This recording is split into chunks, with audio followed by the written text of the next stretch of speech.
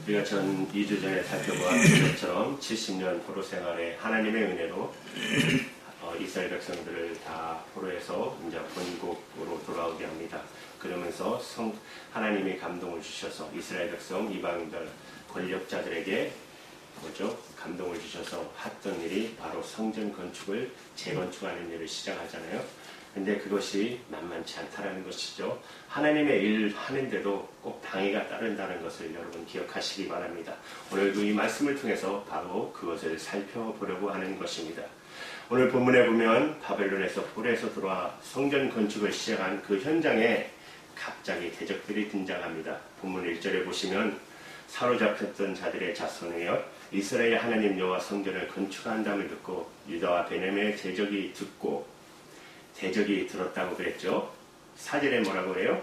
4절의 말씀을 보시면 이로부터 그 땅 백성이 유다 백성의 손을 약하게 하여 그 건축을 방해하되 성전 건축 일을 시작되자마자 대적들에 의한 방해가 동시에 시작되었다는 말입니다. 성전 건축은 이스라엘 백성들이 바벨론 포로로 잡혀 있던 지난 70년간의 수건 사역이었었어요. 또 그것은 돌아온 이스라엘 백성들의 여호와 하나님을 향한 민족적인 헌신에 있음에도 불구하고 이 좋은 일을 시작하자마자 그들은 대적에 의한 방해를 직면하게 됩니다. 사랑하는 여러분, 우리도 하나님의 백성으로서 내가 한번 하나님의 일에 헌신하자고 어떤 일에 나 자신을 던지고 그 일을 시작하자마자 전혀 기대하지 않았던 시험거리를 만나 거기서 방해를 경험하는 일들이 적지 않게 우리는 경험하지 않았습니까? 그때 우리는 내가 하나님의 일을 모처럼 이렇게 시작하는데 왜 이런 시련을 주시나요? 우리는 왜? 라는 질문을 던지면서 주저앉기도 하고 혹은 신앙의 회의를 혹은 깊은 무력감의 포로가 되기도 했어요. 자, 우리가 이런 자리에 서게 될 때에 이런 사역의 방해를 극복할 수 있는 처방은 도대체 무엇일까요? 사역의 방해를 극복하는 처방은 무엇이겠습니까? 첫 번째로 대적의 방해를 예상할 수 있어야 한다는 것입니다. 우리는 좋은 일에는 어려움이 없을 것이다 라는 그런 낙관적인 신화를 갖는 분들이 참 많이 있어요.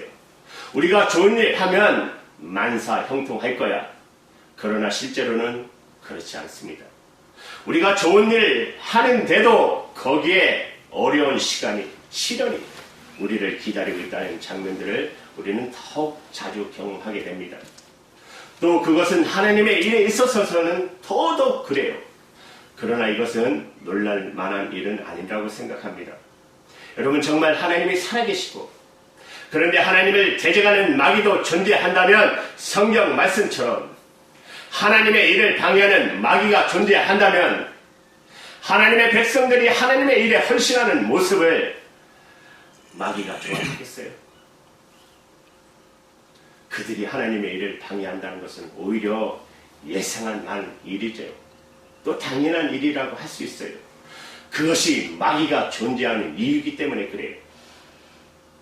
마귀는 종종 성경에는 사탄이라고도 불러지기도 합니다.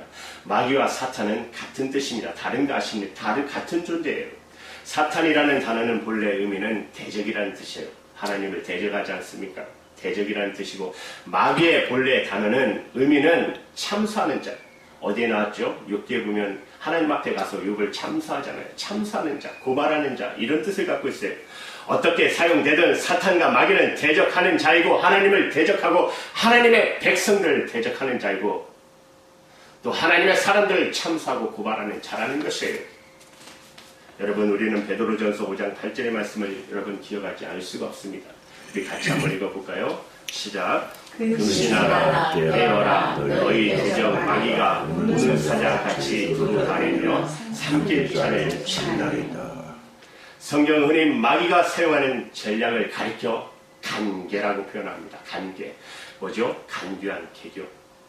에베소서 6장 11절의 말씀을 이 말씀도 우리 같이 읽겠습니다. 시작.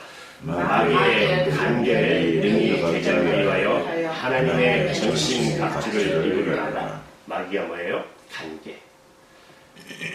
간교한 계계를 대적해서 전신갑주를 입어라. 사랑하는 여러분, 그렇습니다. 마귀는 간사합니다. 그래서 자기를 마귀처럼 하고서 우리를 절대로 찾아오지 않습니다. 여러분, 처음에는 우리의 협력자로, 우리의 지원자처럼 자신의 모습을 가정하고 다가오는 것을 보게 됩니다. 본문에도 이스라엘 대적들은 처음부터 방해자라는 인상을 보며 다가왔던 것이 아닙니다. 처음에는 오히려 성전 건축의 협조자의 모습을 보이면서 다가왔어요. 여러분, 본문 이전의 말씀을 보시면 스룹바벨과 족장들에게 나와 이르되 우리도 너희와 함께 건축하게 하라. 우리도 너희와 같이 너희 하나님을 찾노라. 아수르 왕 에살하튼이 우리를 이리로 오게 한 날부터 우리가 하나님께 제사를 드리노라 하니, 얼마나 저들이 성경적인 말을 잘 이용하고 있어요. 우리도 하나님을 찾는다. 우리도 하나님께 제사 드리고 싶다. 우리는 아수르 왕 에살하튼이 우리를 이리로 오게 한 날부터 하나님께 항상 제사를 드려왔다. 여러분, 이 사람들이 누군지 아닙니까? 사마리아 사람들이었어요. 사마리아. 이스라엘 반으로 딱 나누면 남은 뭐죠? 유다. 위쪽은 사마리아. 그런데 여러분, 북쪽의 사마리아. 그런데 저 아수르 제국이 불에 쌓인 땅을 침략할 때 먼저 침략한 것이 바로 사마리아 땅이었어요. 그러니까 이 민족은 혼혈민족이에요. 혼혈의 민족. 그래서 이스라엘 백성들이 사마리아인들을 무시하잖아요. 취급을 안 하잖아요. 그래서 왜요? 이들이 잘못된 신앙을 그때부터 가졌기 때문에. 아수르의 신앙을 받아들였어요. 그리고 다양한 신들을 섬겨왔던 것이에요. 그럼에도 불구하고 이들은 우리도 하나님을 섬겼다, 이렇게 말하고 있어요. 얼마나 협조적인 증언으로 들리겠어요. 그러나 실상 그들은 다른 마음을 품고 있었어요. 성경학자들은 성전이 만약에 건축되기 이후에 그들은 정치적인 발언권을 행사하기 위해서 이런 전략을 구사한 거라고 생각하고요. 또 하나는 그들이 하나님을 제사하겠다고 하지만 그들의 하나님은 전능하신 하나님 절대자이신 하나님이 아니라 자기들이 믿는 이방인의 신 중에 하나였던 것입니다.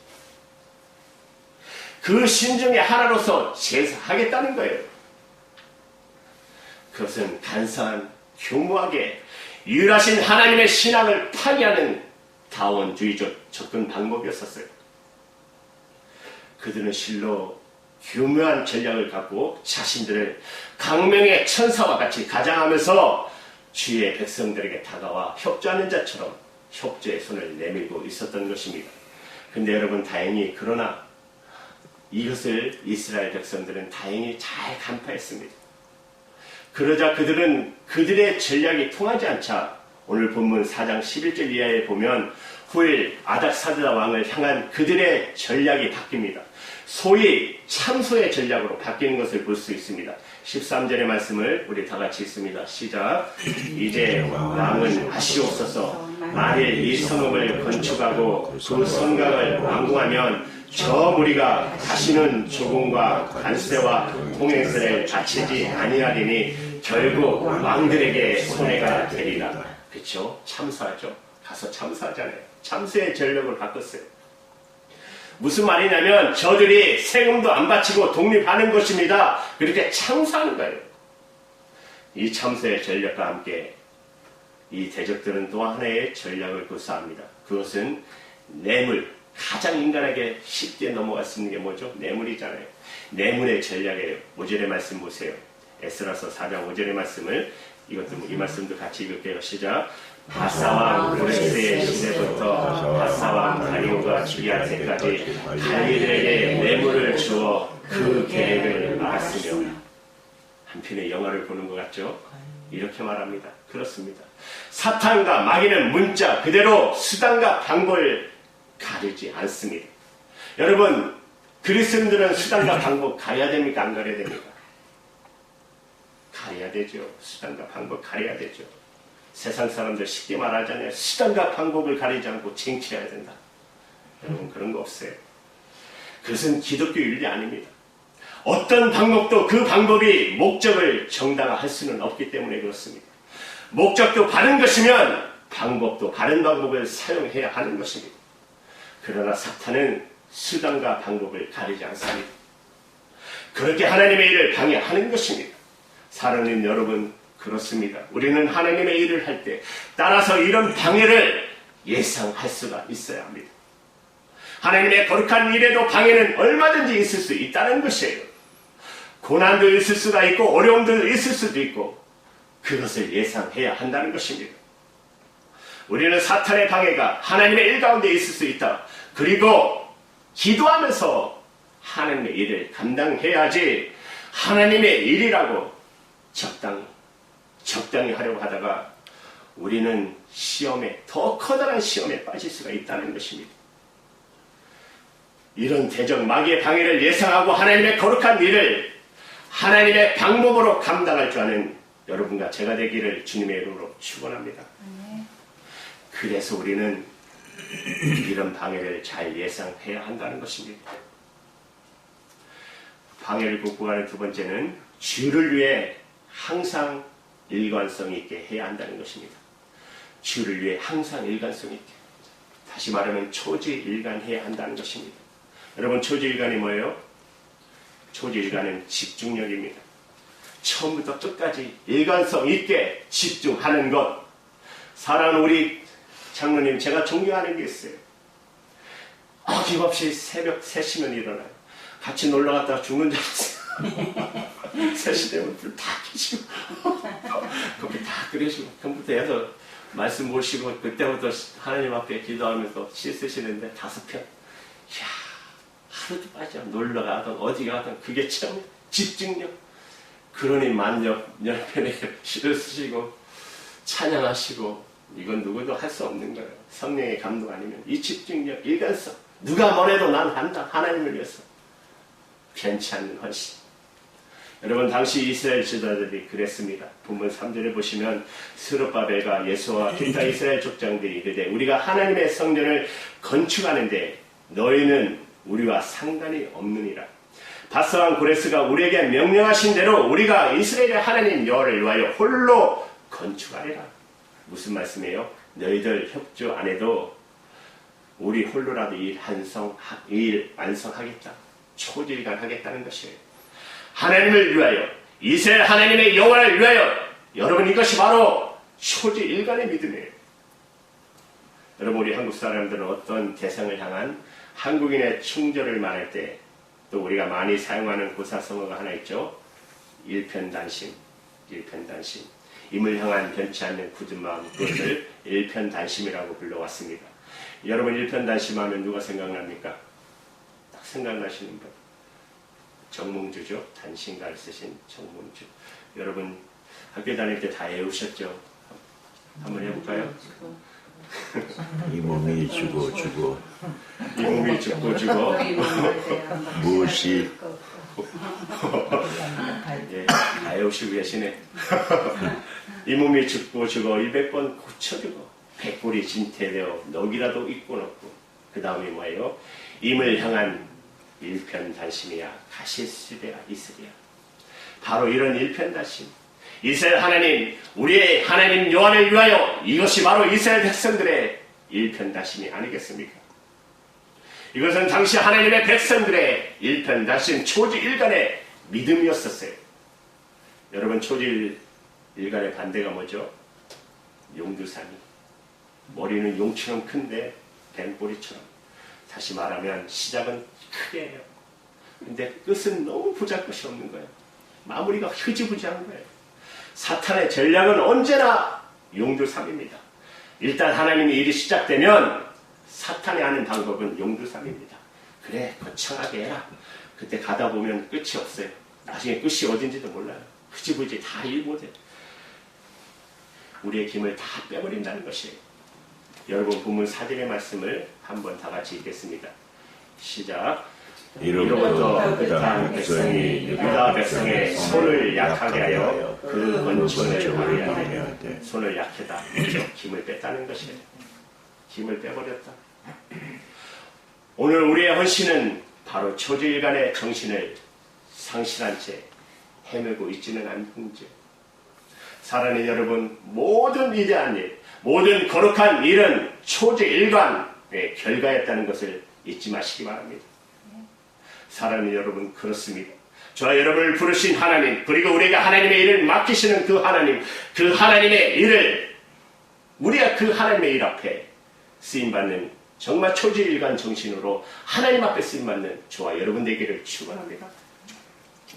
어떻게요?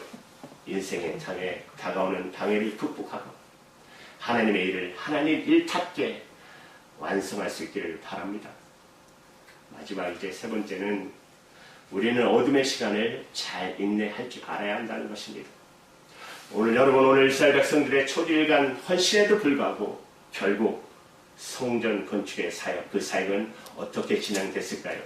이제 마지막 에스라 4장 우리 두 구절을 같이 읽을게요. 23절, 24절의 말씀 시작.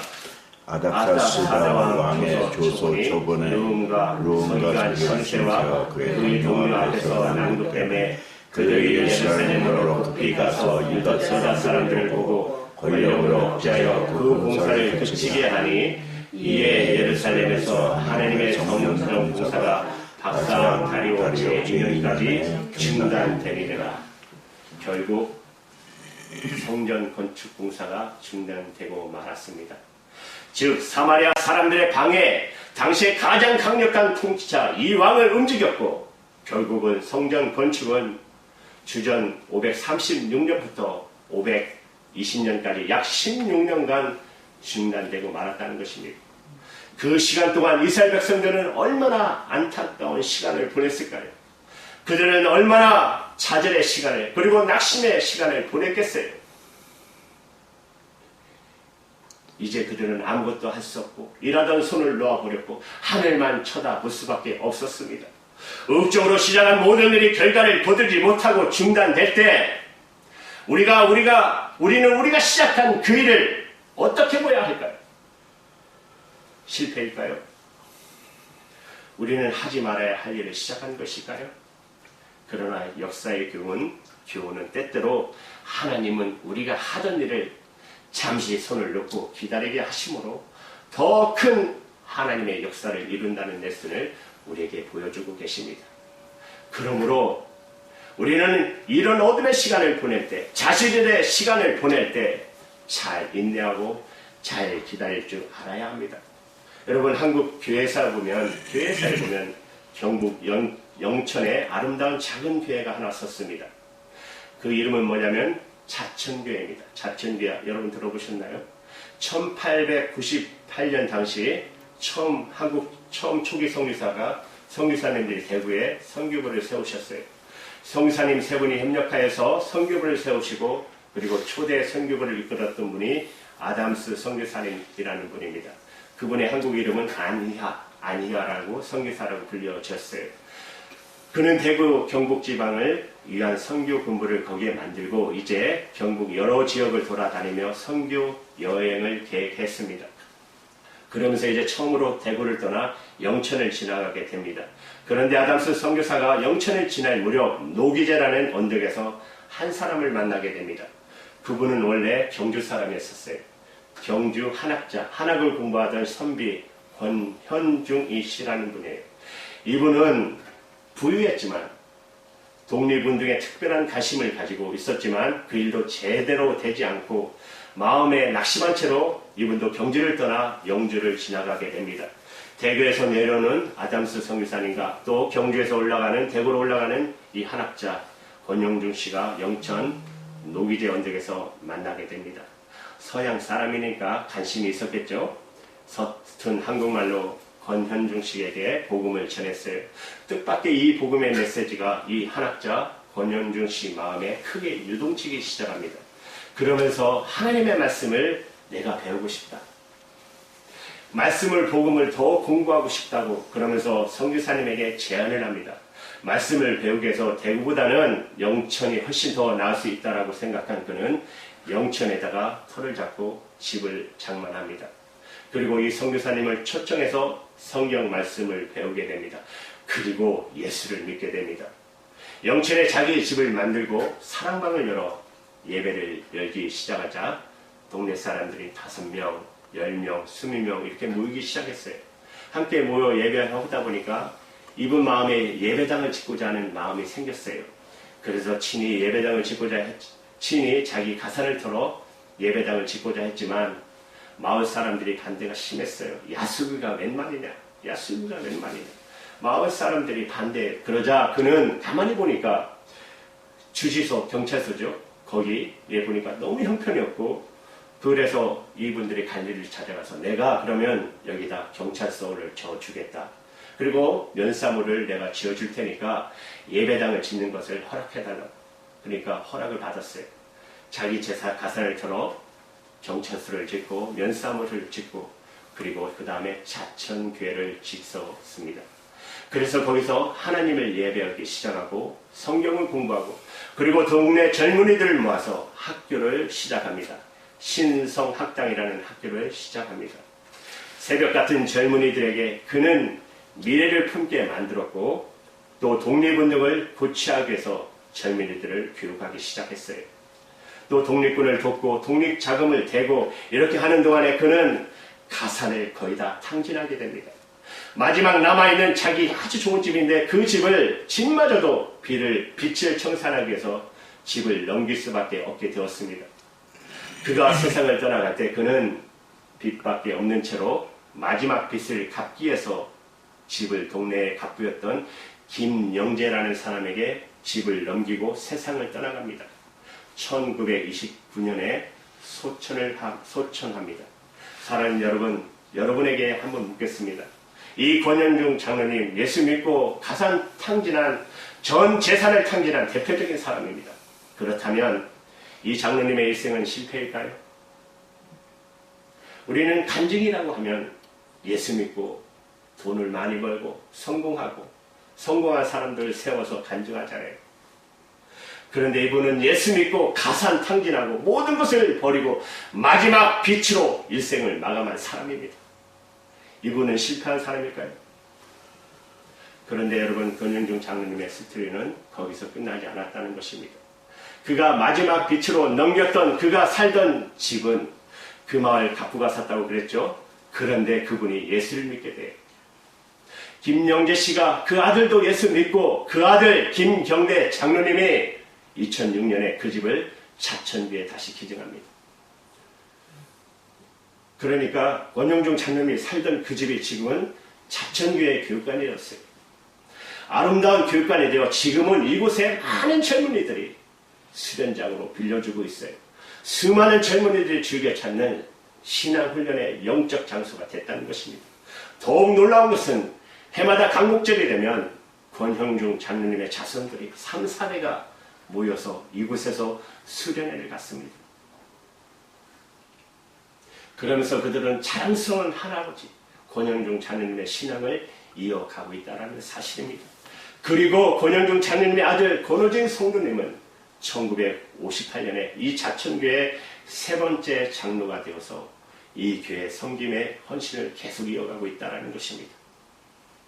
여러분, 그런데 권현중 장로님의 생애 속에서는 더 이상 아무것도 할 일이 없어서 손을 놓고 하늘을 쳐다볼 수밖에 없는 그런 낙심의 시간이 그분의 인생 속에 시간에 있었다는 것입니다. 열심히 교회를 시작했지만 교회는 일제의 탄압으로 더 이상 진척되지 못하고 교세는 줄어들고, 그리고 독립운동을 위해서 가산을 다 털었지만 조국은 해방될 기미를 보이지 못하고 일제의 탄압은 더 가속화되고 있었고, 허우적거리는 민족의 모습을 바라본 채 자기 일생을 들였던 모든 일들이 아무런 결과를 보지 못했던 허탈한 어둠의 시간이 그분에게도 있었다는 것입니다. 그러나 그분은 결코 낙심하지 않았다는 것입니다. 그는 언제나 기도했고 그는 언제나 하나님이 거두실 때가 있음을 믿었다고. 하나님이 반드시 거두실 거라고. 그리고 이런 믿음을 하나님은 부끄럽게 하지 않았습니다. 지금 이 자천교회 입구에는 바로 권현중 장로님에 대한 기념비가 세워져 있습니다. 그 기념비에 이렇게 쓰여져 있습니다. 하나님의 복음의 씨앗이 열매를 맺어 이곳에 복음의 터가 세워지다. 하나님의 뜻을 받들어 그리스도의 일꾼된 그의 순고한 신앙 정신을 여기에 아로 새긴다. 바로 그의 승관 신앙 정신을 배우기 위해서 시골의 작은 교회지만 1년이면 15,000명 이상의 수많은 사람들이 이곳을 찾고 여기에서 신앙의 레슨을 배우고 있다는 사실입니다. 그의 인생이 실패했을까요? 사랑하는 여러분, 중요한 것은 고난의 시간, 어둠의 시간을 우리가 잘 견딜 줄 알아야 한다는 것입니다. 그리고 초지일관해야 한다는 것입니다. 하나님이 내게 맡겨주신 일로 이 일을 시작했다면 어려움이 있어도 낙심치 말아야 합니다. 견디셔야 합니다. 버티셔야 합니다. 잘 인내하셔야 합니다. 기도하셔야 합니다.